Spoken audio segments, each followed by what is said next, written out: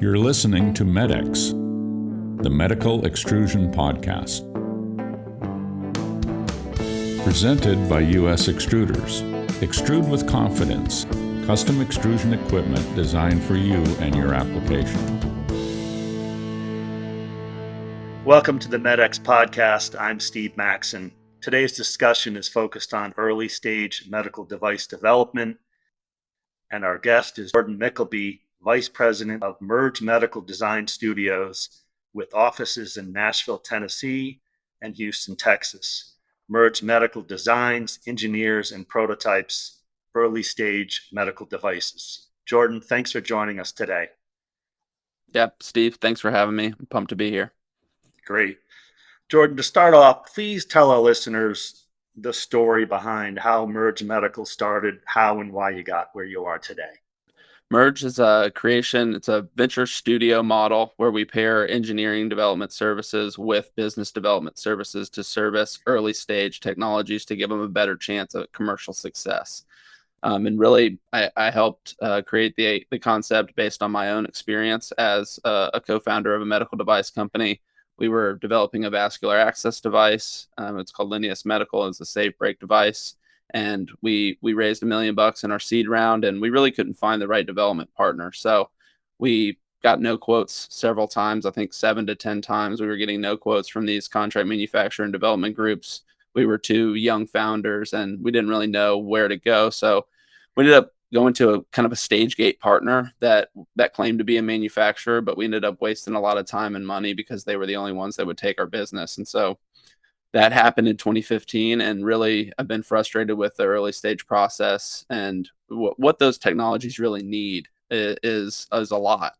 In that first 6 to 12 months of the development cycle, these companies need a ton, from regulatory expertise, reimbursement, manufacturing, engineering, business, all of the things that are required to launch a medical device. Those companies need to at least think about in the early stage. So Merge is really the foundation of that, where we prepare these companies and technologies to think about all the things when they're designing their product so that they develop the right product for the end user and are better prepared for later stage partnerships with contract manufacturers.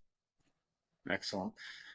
Go into some detail to describe the early stage concept to clinical trial process and how it compares to the conventional concept commercialization process. Yeah, so I think that's one of those big industry trends right now. Everyone says they do napkin to manufacturing or concept to commercialization, and really, I don't think any one group can really do that. It's a huge undertaking to be an expert in all of those things, and so we looked at it a little bit differently of what do these companies and technologies need to be successful.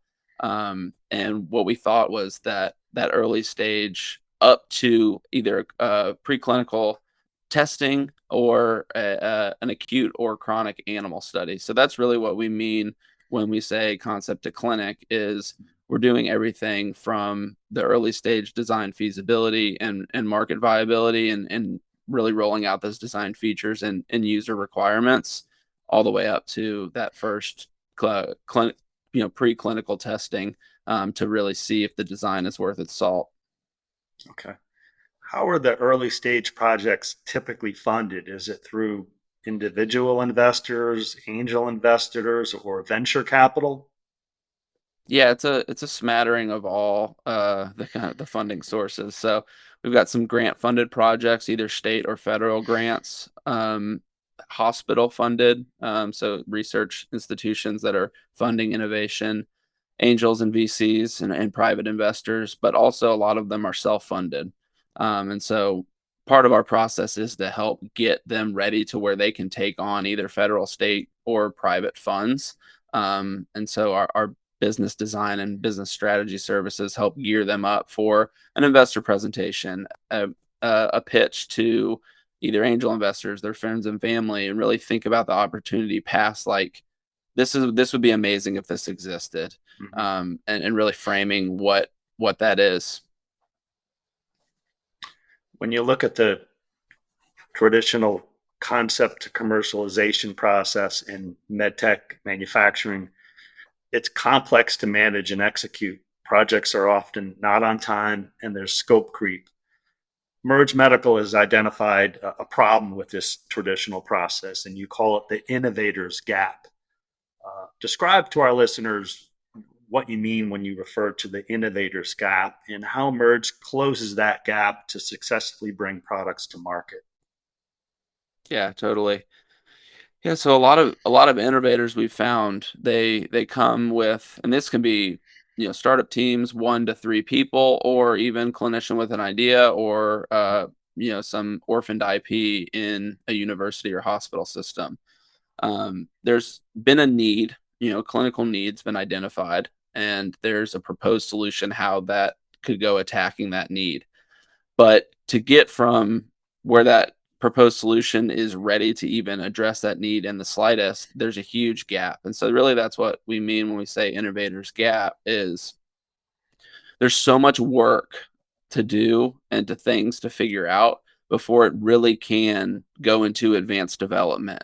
And these innovators really don't know what the best path forward is. They're either clinicians or they may be engineers, but to move a medical device forward, you need multidisciplinary experience across the board, IP, regulatory, all a business operations, all the things that you may not know. And so that innovators gap, what we've tried to do is create a network and be the front door to medical device innovation. And we help shepherd these things along, but also have a network that we can plug in when we need to. So if we have a hard, complex regulatory question, we can bring in a regulatory advisor within network that has expertise in structural heart, something that's very technically specific, so that they can move it forward without kind of stumbling and fumbling. So we don't have any full-time regulatory people, or we try to really have expert generalists on staff and innovation managers, and then tap our network externally to really move these things out of that innovators gap and into an advanced development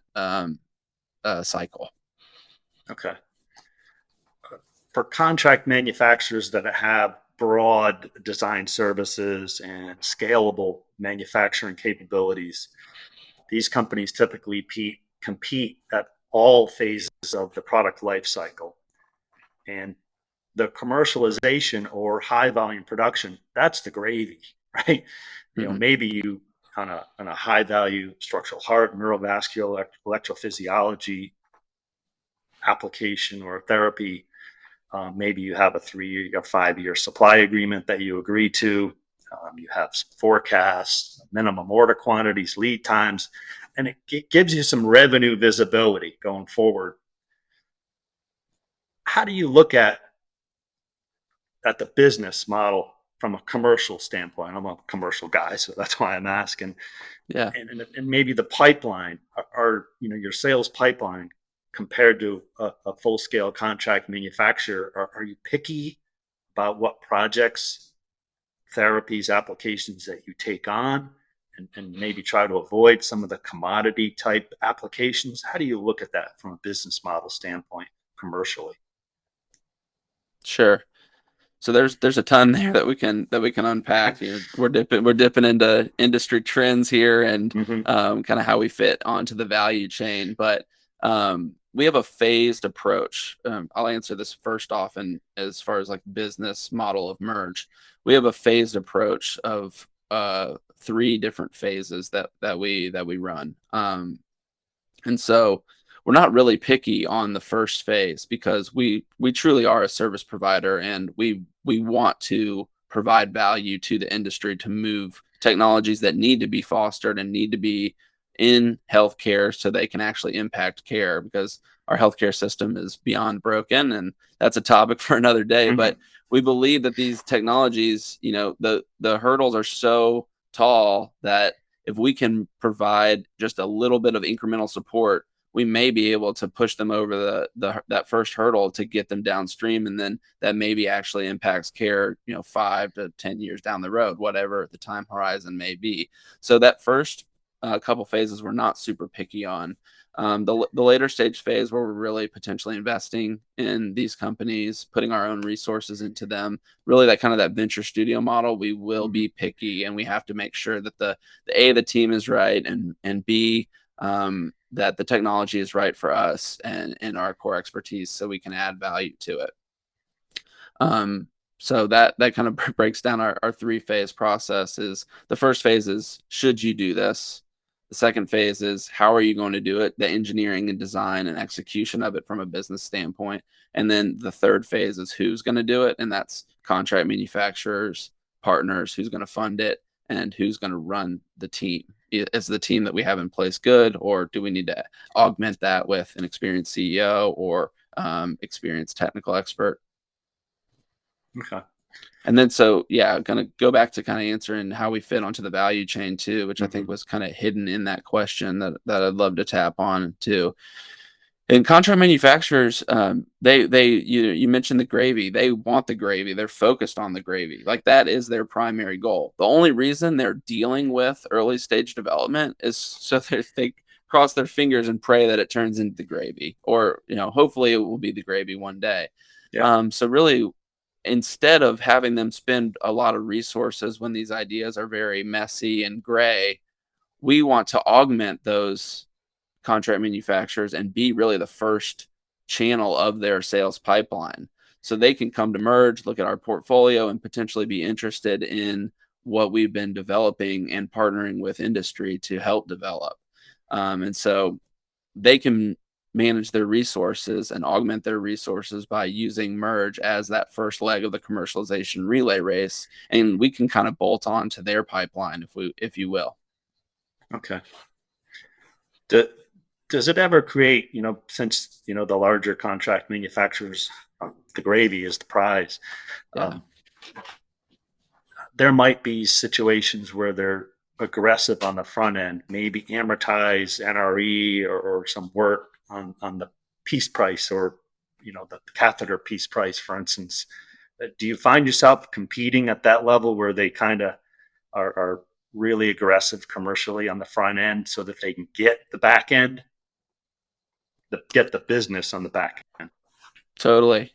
We don't compete too much. There have been situations, but at the end of the day, we're not ISO 13485, and we don't want to be. And so while our services do overlap, they're more complementary than anything. And so if a contract manufacturer is willing to work with an early stage device, it would probably behoove them to go directly to that contract manufacturer instead of going to Merge, and we can add value in several other ways, like the investor relations piece of it, or augmenting talent, because we do have like a talent portal that we've developed as well that's open to be tapped.